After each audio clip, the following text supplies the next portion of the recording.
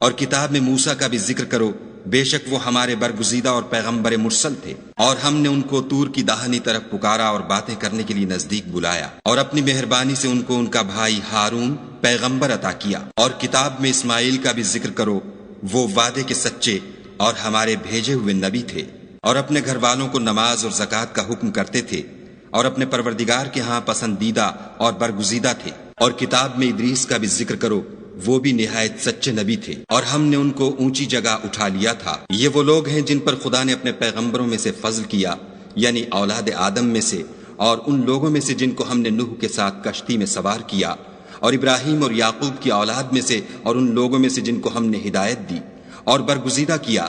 جب ان کے سامنے ہماری آیتیں پڑھی جاتی تھیں تو سجدے میں گر پڑتے اور روتے رہتے تھے۔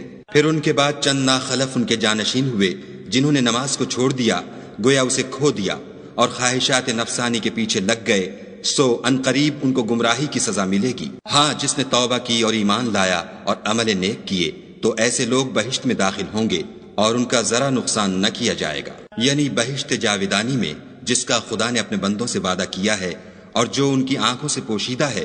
بے شک اس کا وعدہ نیکوکاروں کے سامنے آنے والا ہے۔ وہ اس میں سلام کے سوا کوئی بیہودہ کلام نہ سنیں گے، اور ان کے لیے صبح و شام کھانا تیار ہوگا۔ یہی وہ جنت ہے جس کا ہم اپنے بندوں میں سے ایسے شخص کو مالک بنائیں گے جو پرہیزگار ہوگا۔